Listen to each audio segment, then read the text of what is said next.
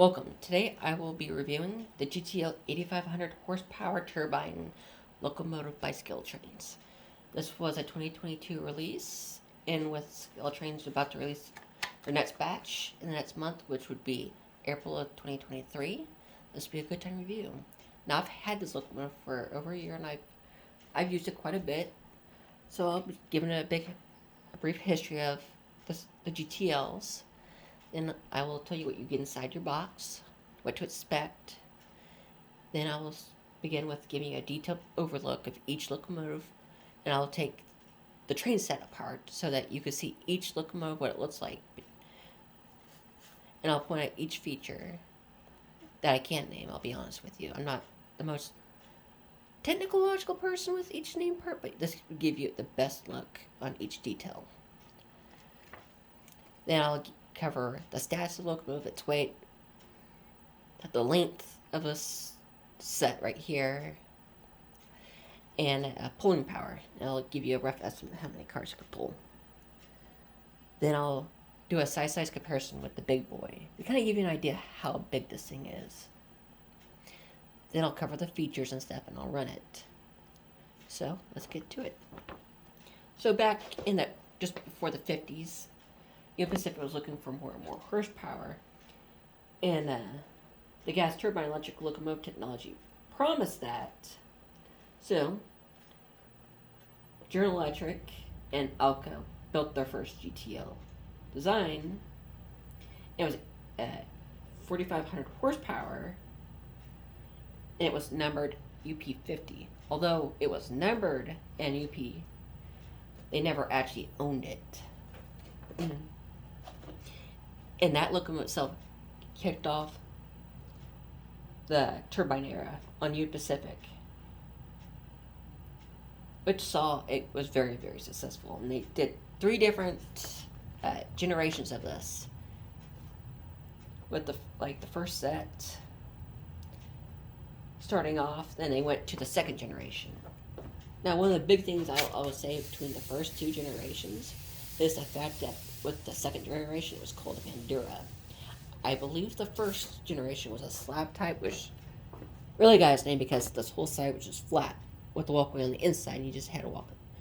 But they figured it'd be with what they've learned with the first one, they decided to do with the Bandura a walkway on the outside, which made it easier for crews to get on and off the locomotive. So I'm just going to slab that back way out. But this was generation 3, the super turbine. It was their ultimate. And they were basically delivered in 2 different batches, 1 through 15 and 16 to 30, with being that second batch. Now, one of the big things about the turbines were they were gas guzzlers. They were very thirsty. And that's why you have this tender. Because the fuel tank that it came with wasn't very big enough. And another issue that Union Pacific learned was the fact that as they are sucking all of the fuel out, this gets lighter. The unit itself gets lighter, and they weren't getting as much grip down. So what they did was because this doesn't change, they just kept this weighted down, and they just filled this tender up with the bunker C fluid. And at that time, that was dirt cheap. And it was very profitable for Union Pacific to do that. Now, this one was so loud because of the jet turbine right here. There's also, I'll show you later. It's just the fact that they got the nickname Big Blow because they were loud and they screamed. It has a legit turbine engine in it. Now, I'll show you. And with this model right here, this one actually spins and functions for you. No, they were used for 30 years. And one of the big difference was between the first batch and the second batch was the fact that on the B unit, on the first set it was an H and an I type a dynamic brake housing. And with the second batch, it was 2I dynamic brake housings.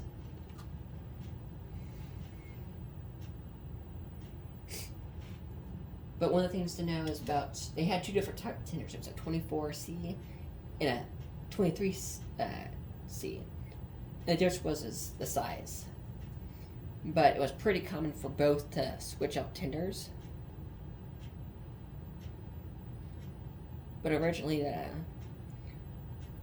1 through 20 were delivered with a 24C, which was just a little bit smaller, while 23 tenders were a little bit longer.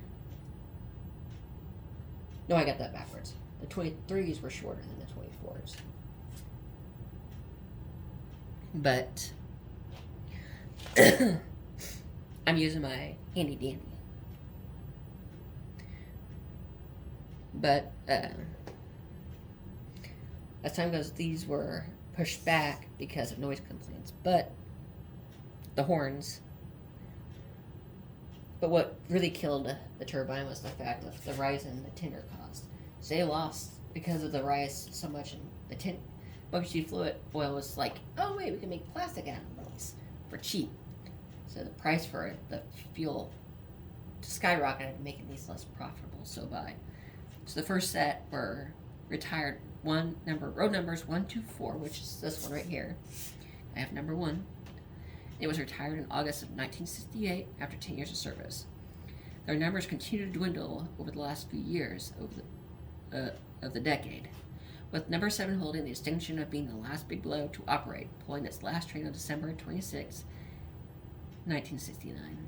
All were officially retired on February 1970, closing out the loud and exciting turbine area of the Union Pacific. It's sad. But if you're a fan of Union Pacific, you know this is not the only thing they did. This was just a statement of what they want. But I will take you to the box and show you what's inside. Okay, so here's the box. The one thing you'll notice, this is leather. It's not a small box either. This holds everything that's inside of it. So, as you say, it's a super turbine right here. Big giant museum quality right here. And it shows you the Scaletrains is established in 2015. Now on the other side, there's not a whole lot, like both left and front. I'll show you right here. Just the museum quality logo on each side, and right here, I'll show you right there. The picture locomotive with its specific row number on it. It says DCC and sound, Union Pacific GTEL, which is gas turbine electric locomotive, 8,500 horsepower turbine number 1. It has a Loki sound decoder in it. Right here. Get a little bit closer. Boop. Too close. Too close. So you're not missing anything. There's my hand. Ignore the hand. So this section right here is just about my locomotive itself, just number 1 itself. The belt era, the series, it's in the series of 1 to 15. Row number 1, it's a 3-unit AB inflow tender set. The history of it operated with FEFs, Challengers, and the Big Boy. This one's fully assembled. It operates on code 70, 83, and 100 rail. Now, the minimum radius is 18. That's without water and electrical bus connections, which I'll show you a little bit later. And the tender truck safety chain is on. It's recommended you operate this on a 22-inch. And that's about most of what I'll cover, really, on this. But right here, I'll give you a brief as to what's the A unit, everything you need to know about it, and all the details that are on the B unit as well, and the fuel tender right here, sound, what to expect with the sound, well, it comes with the power pack, with the 2, with the capacitors. Sorry, I had a cough. But this was the DC, it's on ready, so what to expect with that. So, talks about the legendary, how there are historically accurate replicas of some of the most famous. That's their. Then you got the Scaletrains. I'll show you right down here is the information about Scaletrains, but this is their address, which is no longer used. It's no longer, what's the term to use? Valid. They've moved. But the website, I don't know if the numbers are still good. They might be, they might not, I don't know. The scale, 187th HL. It even says it's for ages 14 and up. Well, darn. Those poor 13-year-olds. So, I'll just spin this. You spin me right round. Ignore my singing. I know I'm not the best singer. That was too easy. Just had to. But this is what you get when you open it up. This is the owner's manual. I don't want to spend too much time, but I'm just index history right here. It just gives you the history of this locomotive. The instructions and the controls with all the features and stuff. Sound, the class lights, how to operate it. More instructions. Oh yay, more instructions. And it gives you space for notes if you need to make notes. Whoops, sorry. Now, right here is the features and the rivet, and the difference between the two basically, kind of give you an idea.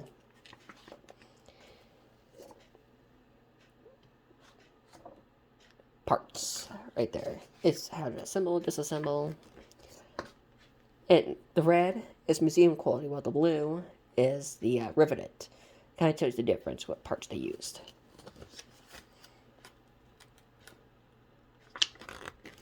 The fuel tender. There's no riveted parts on this. It's all museum quality extra parts. The big difference is just the fact that the parts, the differences is on rivet, they don't really move, while the museum quality does. And right there, I'm pretty sure this is, yeah, the parts number. The parts list the numbers. So let's take this big foam piece out. And here's where they put the A unit, the B unit, and then you got your tender. Now right here, they keep this little pouch. So you have yourself a pin, museum quality pin. I will try to, okay, there you go. Put that back. I have no use for it. And right here is a magnifying glass, so you can look at all the details and stuff. I haven't had a real need for it, except for recently, and I'll tell you what I used it for and why. But it's kind of a little handy. It's need a magnifying glass so you look. But I will take you back and I'll show you the details of the locomotives. So I'm going to quickly cover some of the details on this. So on top, some grab irons. They're sit right there. You might not see, but when I turn on the side, you'll see. There's some grab irons right there. Windshield wipers. Right here, you might not be able to see it, but there's grab irons right here. They got this thing covered in grab irons.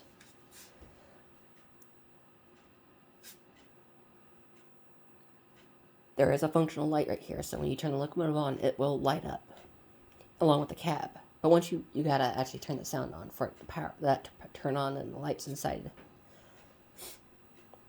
Right here is the H dynamic brake housing. But as I turn it, I'm going to show you this feature here. The doors on this do open.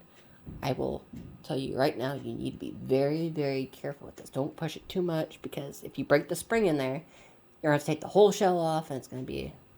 And you got to take some tweezers and stuff and try to get the spring back into place and super glue it. But another issue is if you don't fix it, the door won't shut all the way. It's just this door right here on the front sides. This one does not, but if you notice already, you can see right through it.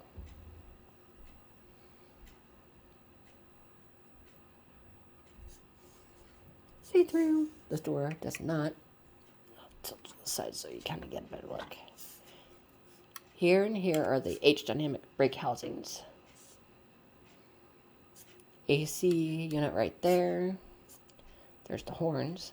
If you see right there, that little arch right there is the grab irons right in front of the windows. I don't want to lay this on the side and stuff and damage one of the features. They got grab irons right there. Whoop. I bumped it. So the electrical buses are right here, cables, and you have the hoses right here. So one of the things I'll tell you, be very careful about this when you connect these, because they can pop off. And the top part, I had to use the magnifying glass to put this back on. It was interesting. Let's go with that. But one thing I noticed is the fact that when I because this one popped off, I put it back on, then that one popped off. So you gotta be really careful about what you grab and don't grab. Some hoses right there.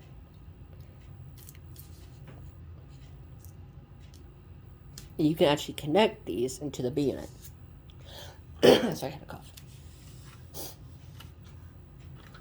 And my truck was in the way. Okay.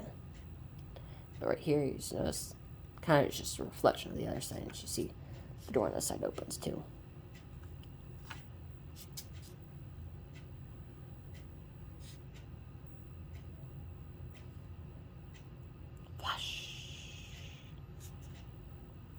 But it has a cab interior. If I try to take this off, I'll try to.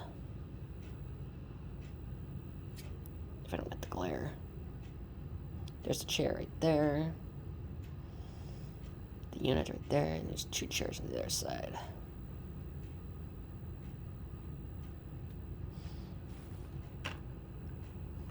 So I'm just going to take that off and put the B unit on. I'm not going to pause it, it'll just be issues to that. I'm just gonna. One of the things is between the rivet and this is the functioning sides. The door does not function on the E unit on riveted counter, but there's no doors right here that open. But you can see that they build it where you can see the turbine. When you open both sides, you might be able to see through both sides, so all the way through. I'll just tilt the side. So right here is the H brake. Dynamic brake housing. I'm pretty sure this is the I right here. Don't hold me to it. But you got some walkways right here. And the cool part is you can see right through these walkways. So you could at any time just have these moved back and forth. I'm going to close these back up because I'll forget to close them and they just be a nightmare. Both sides do function. Just be careful. Of course, it's probably the time where I accidentally break it. There we go. And right here, you might not be able to see it, but it's the General Electric logo. And I'll just bring this up closer. See? They put the 1B for the B unit. So when you get it, I'll show you the side right here. And if you see that, let me turn the light up more. Oops, sorry.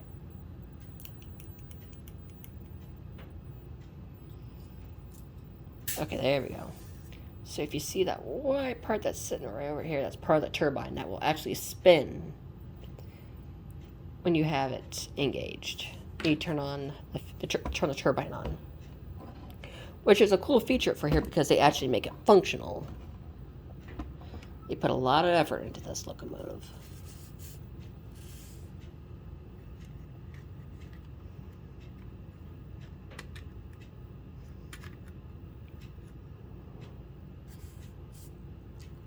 So here's what would be to the back of the unit right here. So you stick the hoses right here, the top hoses. The electrical buses would go right here. But I wouldn't recommend doing it. You can stick maybe some of the hoses right there. But the thing is, if you're going to take this locomotive on and off the track a lot, I wouldn't connect it because it's going to be a headache for later on. It's bugging me.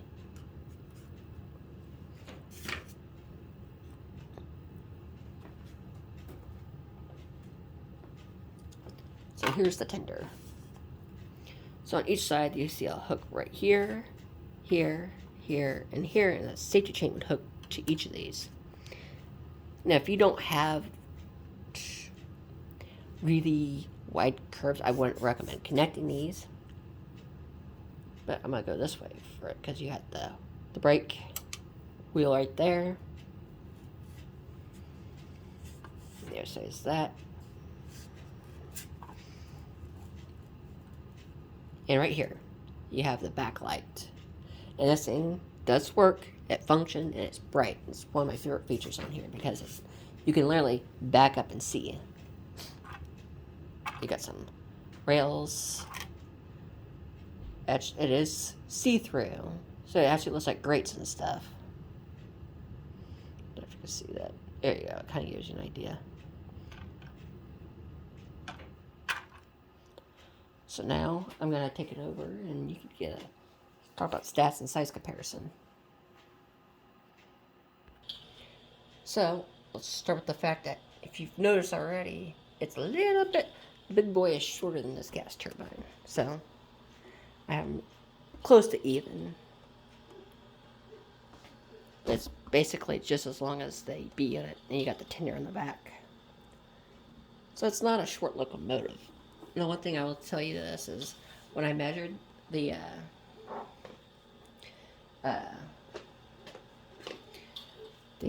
gas turbine, it's like 2 feet long. It's just over 2 feet. It's like 24 inches and a quarter. It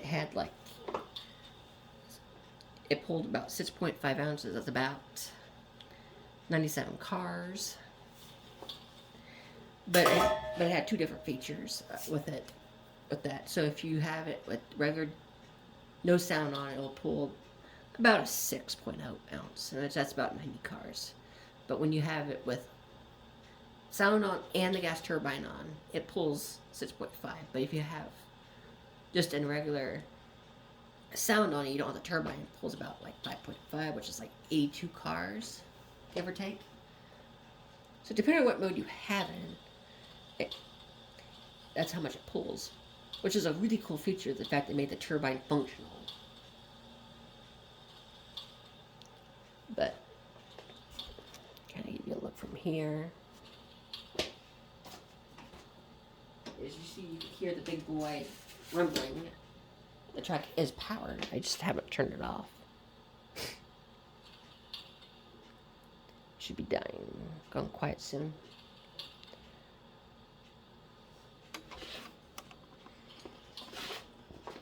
Maybe, who knows? Oh, there it goes. Kind of give you, let's see about height. They sit pretty close model-wise. Sorry. Yeah, they sit pretty close. Whoop. But I'm going to put the big boy back, and I will start covering the features. Sorry about that. I forgot to weigh it like I promised, so.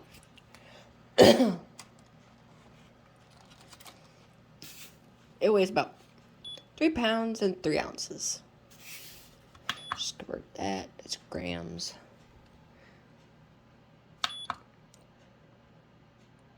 £3.1, 51 ounces. Yeah. So when I take you back, I'll finally cover the features and stuff, and I'll run the locomotive.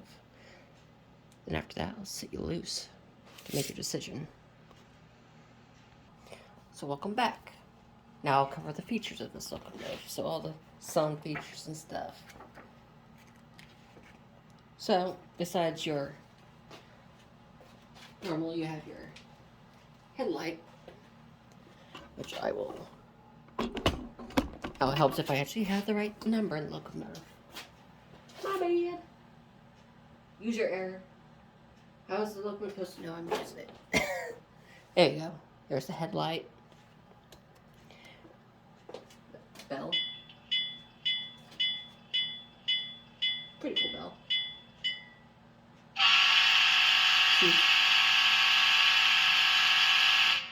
Might have if I remember that. I have to hit 2 again to turn the horn off. That's the sound of the horn. We'll go with 4. Well, I'll just hit 6. Plus lights. So it has like White, which is extra train, not shown on the timetable. Red is it's a reverse move, pushers. And green is a second section. And you hit again, all you gotta do is hit 6 each time. F7 will be a light dimmer, so you could dim the lights, headlights out. 8 will be the sound, and that'd be put it in holster mode, which will give you the 5.5 pull, 5.5 ounce pull. 9, coupler clink.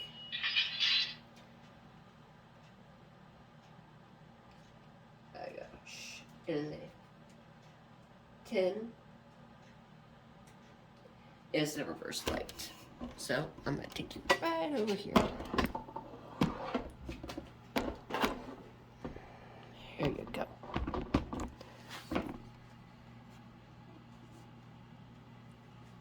And I will grab my pointer.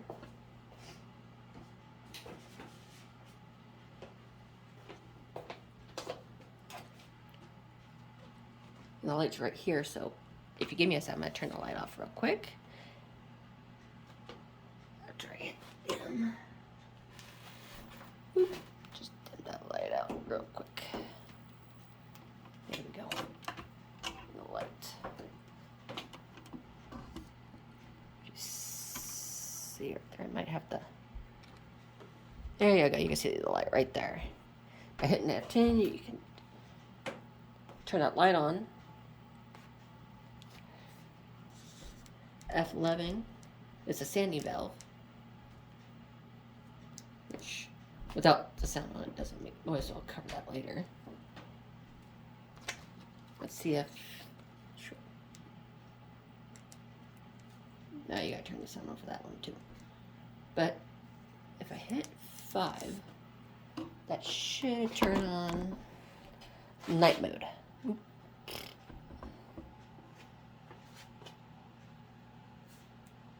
There we go. And that would turn the cabin light that's in here. So let's push this a little bit more and just kind of see if we can focus it.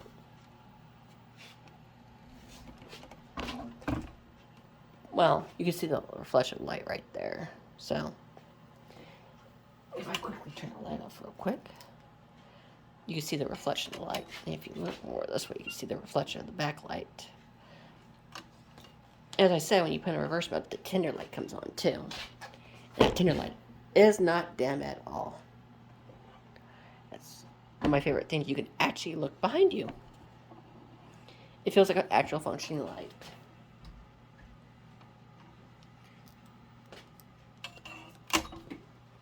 But I will hit, sorry about that, hit 3 to turn the turbine on. This will get loud, so headphone users beware.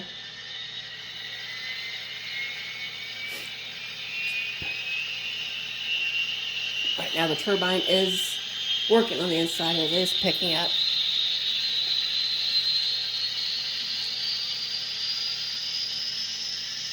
I have to turn the turbine engine back off. I'll pause it and come back to when it's finally done making sound. Welcome back. Now, the turbine finally turned off. It took about maybe 30 seconds to turn off, but it's really loud and obnoxious. One of the cool features about this is the fact that it actually, if you have it on when you're moving, it goes a whole lot faster. And the pulling power is a lot increased. So, let's start with turning the engine on. To the front. One thing you'll notice is the number boards are on and the lights are on. So I'm going to kind of... Oh, it turned off. Oh well. Let's see if I give it a little bit of gas and it might turn on.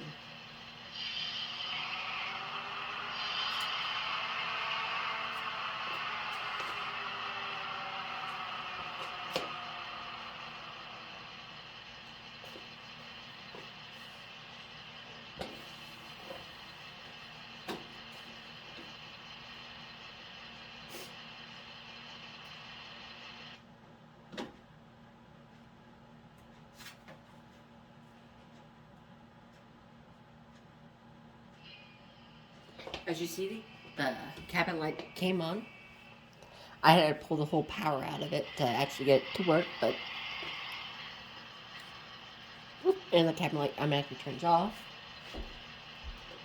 I'm gonna turn the light back on, so beware. I'm just gonna pause it. So let's try some of those features.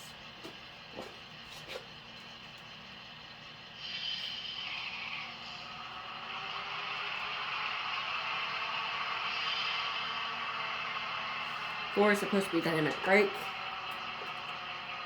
And shift. So let's put the sanding mode on. Ooh, that's loud. Turn it off, and let's try. That was sanding. And didn't much. Which was short air let off. Oh, there it goes. Short. So I'm going to start this locomotive.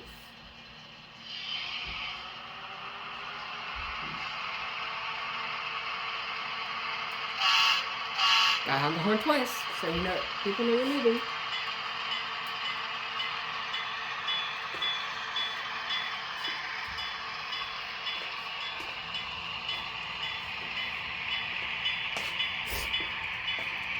So what I'm gonna do is now I'm just gonna this at full speed. I had to take the phone off. I didn't want you to be jerked around. So this is full speed right now without the turbine on. So I'm going to turn the turbine on and it's going to take off like a bat. If you notice, it's now starting to move a whole lot quicker with the turbine on.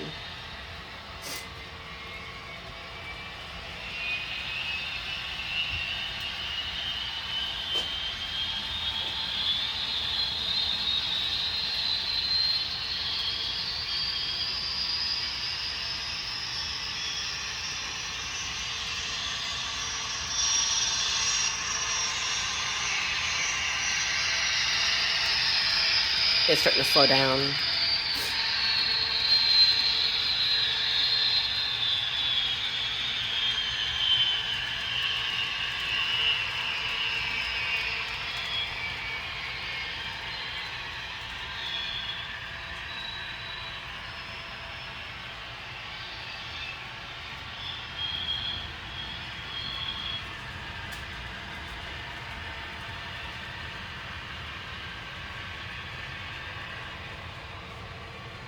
I don't have the biggest layout, but I try to make use of the space I do have a little bit.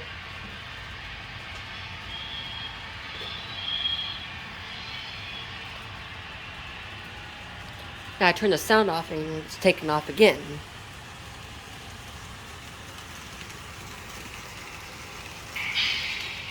As you notice, it stopped right there, so I'm going to turn the sound off again.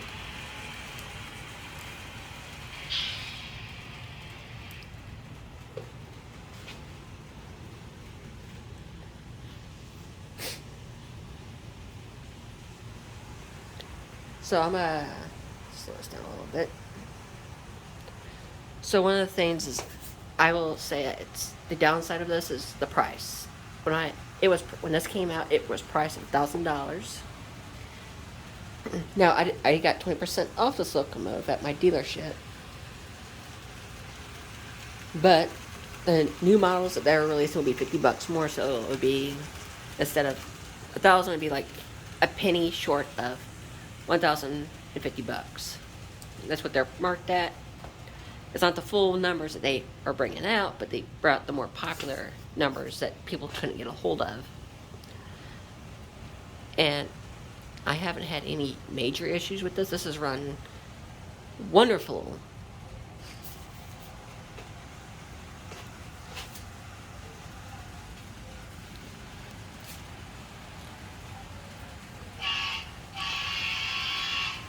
The only issue, like, I don't get to run it as much as I want to because I don't have the room to keep it stored on here.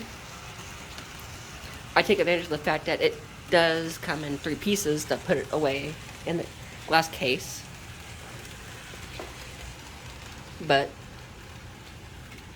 if you're looking for a locomotive that you won't have too many issues with, as long as you have the space, the turns for it, it runs just fine.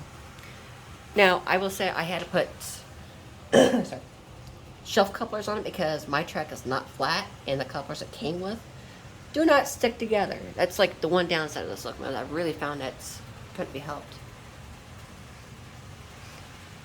If your track isn't really completely flat and you have a lot of major bumps in it,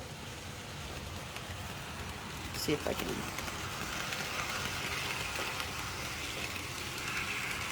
Yeah, you see how much it shifts. It kind of, I don't know if you could, but it goes down quite a bit. I'm trying not to move this too much, so. If you found this useful, please like. If you want more content like this, please comment. So what else you want me to review? And if you want to stay connected with more videos that will come out, subscribe and hit the notification button. Thank you for watching and have a wonderful day.